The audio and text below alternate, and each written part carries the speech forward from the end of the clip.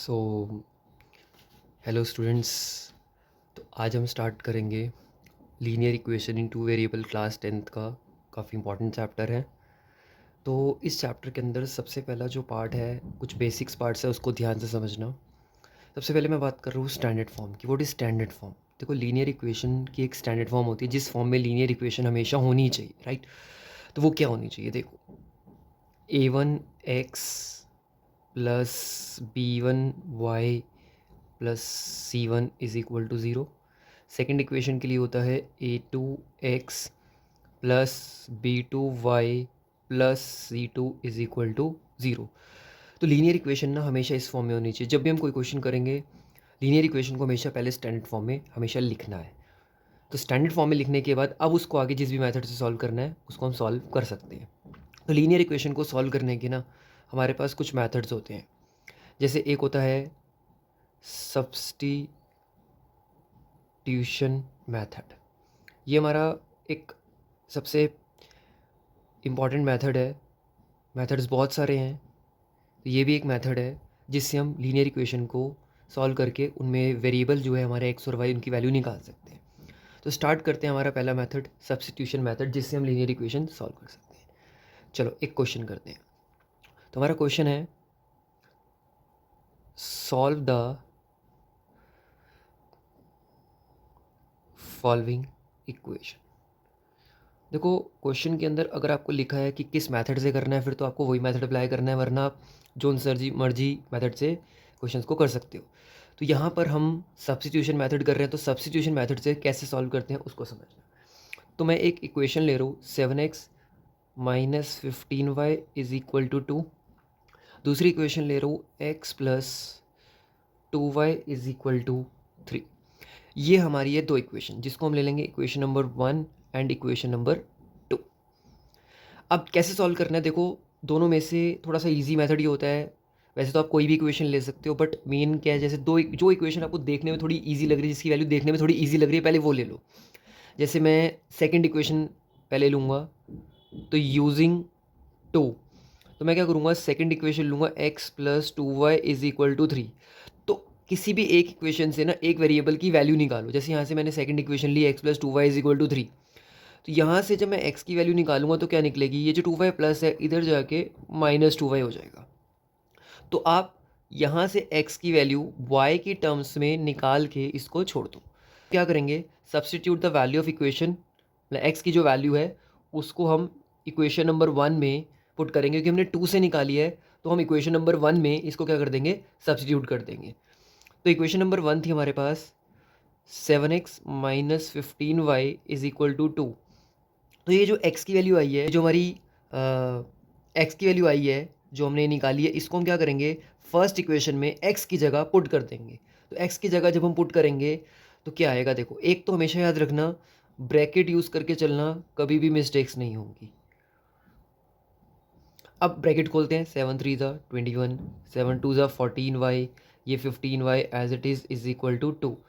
तो 21 as it is, minus minus plus हो जाता है, 29y इज इक्वल टू 2। अब minus 29y is equal to 2, ये जो 21 प्लस है इधर जाके माइनस हो जाएगा, minus 29y is equal to 21 में से 2 माइनस कर दोगे तो आपके पास आ जाएगा 19, माइनस 19, दोनों साइड से माइनस माइनस कैंसिल हो जाएगा, तो y की वैल्यू आ जाएगी 19/29। तो ये निकल गई हमारे पास y की वैल्यू। अब हम क्या करेंगे, इस y की वैल्यू को अगेन सब्सटीट्यूट कर देंगे।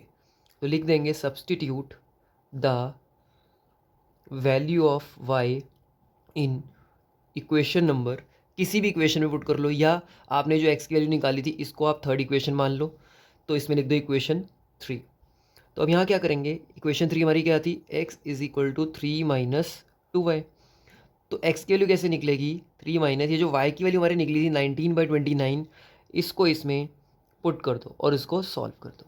तो ये आ जाएगा x इज इक्वल टू 3, इसको मल्टीप्लाई करते हैं, माइनस 38/29, फ्रैक्शन में आ गया, हम इसका एलसीएम लेंगे, एलसीएम आएगा 29।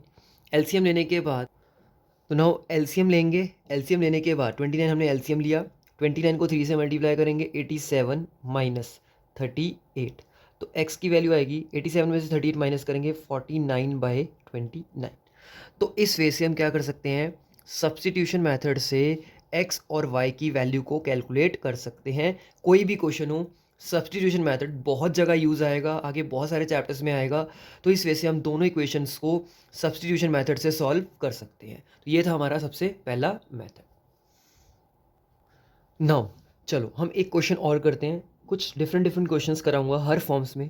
पहले सिंपल क्वेश्चन था, अब हमारा जो क्वेश्चन की जो इक्वेशन है ना वो फ्रैक्शंस में आ गई है। अब फ्रैक्शन को इजी वे में कैसे बनाना है उस चीज़ को ध्यान से समझना। देखो हमारी जो फर्स्ट इक्वेशन है वो तो आपको नज़र आ रही है s minus t is equal to 3, right. तो जो सेकंड इक्वेशन है ना ये फ्रैक्शन में है। हमारा काम होगा फ्रैक्शन को पहले एक सिंपल फॉर्म में बनाना, क्योंकि सिंपल फॉर्म में बनाने के बाद क्वेश्चन ईजी हो जाते हैं। अब सिंपल फॉर्म में कैसे बनाते हैं उसको समझो। आप क्या करोगे, एलसीएम ले लोगे। जैसे 3 और 2 का एलसीएम लोगे 6 आएगा। तो आप एक काम करना, रफ कैलकुलेशन करना। तो हमने क्या करा, 3 और 2 का एलसीएम आ गया 6। तो आपने क्या करना है, उस 6 से ना ये जितनी भी टर्म्स दे रखी है बोथ साइड, मतलब लेफ्ट हैंड साइड और राइट हैंड साइड, उस एलसीएम से हर टर्म को मल्टीप्लाई कर देना है। मीन्स जब आप s/3 को 6 से मल्टीप्लाई करोगे ये कैंसिल हो जाएगा, ये 2s आ जाएगा।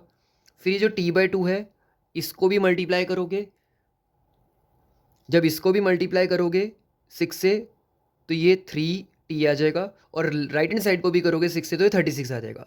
तो जो भी एलसीएम आए उस एलसीएम से हर टर्म को लेफ्ट हैंड साइड और राइट हैंड साइड दोनों से मल्टीप्लाई करके क्वेश्चन को सिंपल बना दो। तो हमारी सेकंड इक्वेशन बन गई 2s, इधर से ये plus 3t is equal to 36। तो ये बन गई हमारी दो इक्वेशन। अब इसको जैसे हम सॉल्व करते हैं वैसे ही करेंगे। हम क्या करेंगे, पहले फर्स्ट इक्वेशन लेंगे यूजिंग 1, क्योंकि मुझे फर्स्ट इक्वेशन थोड़ी सी इजी लग रही है देखने में, 3। तो यहाँ से s की वैल्यू निकालेंगे, t माइनस है इधर जाके प्लस हो जाएगा, राइट। और किसी भी एक वेरिएबल की वैल्यू निकाल के उसको दे दो इक्वेशन नंबर 3। तो हमारा अगला स्टेप वही है, substitute the value of s in equation number 2, क्योंकि आपने फर्स्ट से निकाली है सेकंड में पुट कर दो। अब सेकंड इक्वेशन थी 2s plus 3t is equal to 36। तो s की वैल्यू आई थी 3 प्लस टी, तो इसकी जगह हम पुट कर देंगे 3 प्लस टी, फिर plus 3t is equal to 36। अब इसको सॉल्व करते हैं, 2 3 जस्ट 6, 2 इंटू टी 2t, ये 3t as it is equal to 36। अब ये आ गया 6 plus 5t is equal to 36। Then 5t is equal to 6 plus से इधर जाके माइनस करेगा, तो 5t is equal to 36 minus 6 कितना हो गया आपका 30। तो t is equal to 30 divided by 5 करेंगे, 5 1 जा 5 6 जा 30। तो t की वैल्यू हमारे पास क्या आ गई, 6। तो ये निकल गई हमारी t की वैल्यू। अब हम क्या करेंगे, अगेन सब्स्टिट्यूट करेंगे, substitute the value of t in equation number 3। अब इस t की वैल्यू को जो हमने 6 निकाली है इसको थर्ड इक्वेशन में पुट कर दो, तो वहाँ से s की वैल्यू आ जाएगी। थर्ड इक्वेशन थी s is equal to 3 plus t, तो s is equal to 3 plus 6, तो s की वैल्यू कितनी आ गई, 9। तो ऐसे हमने क्या करा, फ्रैक्शन को पहले एलसीएम लेके सिंपल फॉर्म में बनाया, और फिर उसके बाद सब्स्टिट्यूशन मेथड से s और t की वैल्यू को कैलकुलेट करा। तो ये था हमारा अगला क्वेश्चन। चलो अब स्टार्ट करते हैं हम अपना अगला क्वेश्चन, जो हम ले रहे हैं डेसिमल फॉर्म में, क्योंकि डेसिमल्स में भी काफ़ी बच्चों को प्रॉब्लम आती है। तो डेसिमल्स में इक्वेशन कैसे सॉल्व करते हैं। तो हमारा क्वेश्चन है 0.2x plus 0.3y is equal to 1.3, 0.4x plus 0.5y is equal to 2.3। तो ये थी हमारी इक्वेशन 1, ये थी हमारी इक्वेशन नंबर 2। चलो देखो, आपको सबसे पहला स्टेप क्या करना है, थोड़ा सा ईजी वे बनाना है। हमेशा याद रखना, क्वेश्चन को इजी बनाने की कोशिश करोगे मैथ्स में तो कभी भी प्रॉब्लम नहीं आएगी। एक इक्वेशन मैं यहाँ ले रहा हूँ, एक इक्वेशन मैं यहाँ ले रहा हूँ, बस इसी वे से करते जाओ, कभी भी आपकी कैलकुलेशन मिस्टेक नहीं होगी। जब भी मैथ्स में याद रखना, जब भी डेसिमल है ना तो पहले डेसिमल्स हटाओ। तो पहले हमेशा सारी जगह से डेसिमल हटाओ, क्वेश्चन को सिंपल फॉर्म में लाने की कोशिश करो। ये डेसिमल हटाया अपॉन 10, डेसिमल हटाया अपॉन 10। अब आपको पता लग गया कि वही फ्रैक्शन में आ गया, और मैंने अभी आपको बताया था फ्रैक्शन को सिंपल फॉर्म में कैसे लाना है। एलसीएम जो भी आएगा उसको हर टर्म से मल्टीप्लाई कर दो। एलसीएम आया 10, अगर मैं सबको 10 से मल्टीप्लाई करूंगा तो सबका डिनोमिनेटर कैंसिल हो जाएगा। एलसीएम 10 आएगा, और अगर 10 से हर टर्म को आप अलग अलग करके मल्टीप्लाई करोगे तो सबके 10 कैंसिल हो जाएंगे। तो हमारा सीधा आंसर आ जाएगा 2x plus 3y is equal to 13, equation number 1। इधर भी 10 एलसीएम आएगा, 10 को सबसे मल्टीप्लाई करोगे तो ये आ जाएगा 4x plus 5y is equal to 23। ये बन गई हमारी इक्वेशन नंबर 2। अब इन दोनों को सॉल्व करते हैं। तो देखो फर्स्ट इक्वेशन लेते हैं। फर्स्ट इक्वेशन से हम क्या करेंगे, ये जो 3y प्लस है इधर जाके माइनस हो जाएगा। अब जो 2x के साथ मल्टीप्लाई कर रहा है ये इधर जाके डिवाइड हो जाएगा, तो 3 माइनस अपॉन 2। ये ले लो आप अपनी थर्ड इक्वेशन, क्योंकि फर्स्ट हमने यूज़ करी और उससे हमने क्या करा, x की वैल्यू निकाली y की टर्म्स में और बना दी थर्ड। हम क्या करेंगे, सब्सटीट्यूट करेंगे again. Substitute the value of x in equation number 2। पहले इसको हम इक्वेशन नंबर 2 में पुट करेंगे। ये जो x की वैल्यू निकाली है इसको इक्वेशन नंबर 2 में पुट करते हैं। 4x plus 5y is equal to 23। x की वैल्यू आई ये 13 माइनस 3y, ब्रैकेट यूज करो कभी गलती नहीं होगी, upon 2 plus 5y is equal to 23। अब ये बाहर जो नंबर है देखो मल्टीप्लाई में है तो कैंसिल हो जाएगा। 2 को फिर इससे भी मल्टीप्लाई करो, 2 को इससे मल्टीप्लाई भी करो, तो ये आ जाएगा आपका 26 minus 6y plus 5y is equal to 23। 26 minus 6 plus 5 minus y is equal to 23, minus y is equal to 23। 26 इधर गया तो minus y is equal to -3, minus से माइनस कैंसिल, वाई की वैल्यू कितनी आ गई 3। ये निकल गई वाई की वैल्यू। अब क्या करेंगे, अगेन सेम वही process, substitute the value of y in equation number 3। हमने इक्वेशन नंबर 3 बनाई हुई है, तो x is equal to 13 minus 3y upon 2।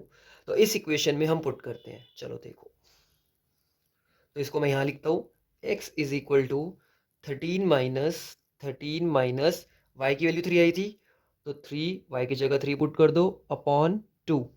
तो x is equal to 13 minus 9 upon 2। तो x इज इक्वल टू 13 में से 9 माइनस कर दो तो आपके पास आ गए 4, 4 अपॉन 2, 2 कैंसिल हो गया, आपके पास x की वैल्यू क्या आ गई 2। तो ऐसे हम क्या करेंगे, x और y की वैल्यू को कैलकुलेट करेंगे। देखो चाहे क्वेश्चन डेसिमल में हो चाहे फ्रैक्शन में हो, डेसिमल में तो पहले उसको फ्रैक्शन में कन्वर्ट करके फ्रैक्शन को फिर वही एलसीएम लेके सिंपल फॉर्म में कन्वर्ट कर दो। जब इक्वेशन सिंपल फॉर्म में आ जाए फिर उसको सॉल्व करके x और y की वैल्यू निकाल दो। तो ये था हमारा एक सब्स्टिट्यूशन मेथड जिससे हम लीनियर इक्वेशन को सॉल्व कर सकते हैं।